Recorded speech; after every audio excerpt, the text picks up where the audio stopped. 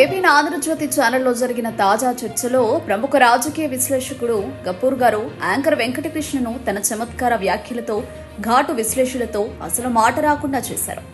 రాబోయే ఎన్నికల నేపథ్యంలో కూటమి ప్రభుత్వం పనితీరు, ప్రజల అభిప్రాయాలపై చర్చ జరుగుతుండగా గఫూర్ గారు చేసిన ఈ వ్యాఖ్యలు హాట్ టాపిక్ గా మారాయి. ప్రస్తుత కూటమి పాలనను ప్రజలు చూశాక జగన్మోహన్ రెడ్డి ఈజీగా తిరిగి అధికారంలోకి వస్తారు అని గఫూర్ గారు స్పష్టంగా చెప్పారు. దీనికి వెంటనే యాంకర్ వెంకటకృష్ణ కవర్ డ్రైవ్ వేయాలని ప్రయత్నించగా గఫూర్ గారు తనదైన శైలిలో కౌంటర్ వేశారు. మీ ఎల్లో మీడియా ప్రచారం చేసినట్టు పెట్టుబడుల వెల్లువ ఎక్కడుంది? నాకు ఎక్కడా కనిపించలేదు. ఇదే విధంగా గతంలో కూడా హైప్ చేసి నష్టపోయారు అంటూ సూటిగా సెటర్ వేశారు. ఇంతకే ఆగకుండా కర్నూలు డ్రోన్ సిటీలో ఒక్క డ్రోన్ కూడా లేదు. కడప స్టీల్ ప్లాంట్ అయిపోయిందట, కానీ ఇప్పటి వరకు అతిగతి ఏదీ లేదు. అభివృద్ధి కేవలం మీడియాలోనే కనిపిస్తోంది, నేల మీద మాత్రం ఏమీ జరగట్లేదు అంటూ గఫూర్ గారు గట్టి వ్యాఖ్యలు చేశారు. ఈ వ్యాఖ్యలతో ఏబిఎన్ స్టూడియోలో ఒక్కసారిగా వాతావరణం మారిపోయింది. యాంకర్ వెంకటకృష్ణ ఒక నిమిషం మాట కూడా లేకుండా కంగారు పడ్డారని సోషల్ మీడియాలో దీనిపై మీమ్స్, కామెంట్లు వెల్లువెత్తుతున్నాయి. ప్రజలు గఫూర్ గారి ధైర్యానికి, స్పష్టతకు అభినందనలు తెలుపుతున్నారు. వాస్తవాలు చెప్పే విశ్లేషకుడు గఫూర్ మాత్రమే అంటూ నెటిజన్లు స్పందిస్తున్నారు.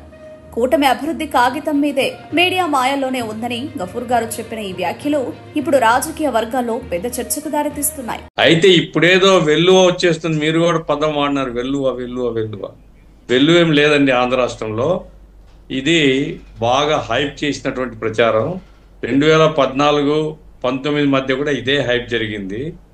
ఆ తర్వాత ఇప్పుడు మళ్ళీ జరుగుతుంది. సరే, ఇది అల్టిమేట్ గా ఏమవుతుంది, ఎక్కడికి పోతాం మనం తర్వాత చర్చించుకోవచ్చు. వెల్లువ అంటే కాదు గఫూర్ సాబ్, వెల్లువ అంటే నా ఉద్దేశంలో గల్లీకి ఒక పరిశ్రమ అని కాదు, గల్లీకి ఒకటని కాదు. ఇప్పుడు మీరు అన్నట్టుగా వెల్లువ అంటే ఇప్పుడు వైజాగ్లో ఈ ప్రభుత్వం వచ్చిన ఈ 2 సంవత్సరాలు, 2 ఏళ్ళు కూడా 16 నెలల్లోనే చెప్పుకోదగ్గ కంపెనీలు 10 వచ్చాయి.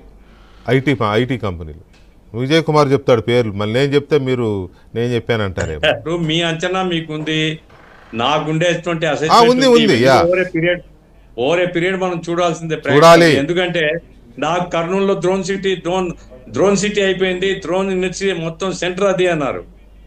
ఇక్కడ ఒక్క డ్రోన్ రాలేదు, ఊసే లేదు. ఇక్కడ కడప స్టీల్ ప్లాంట్ అయిపోయింది, ఫౌండేషన్ వేస్తున్నాం అన్నారు.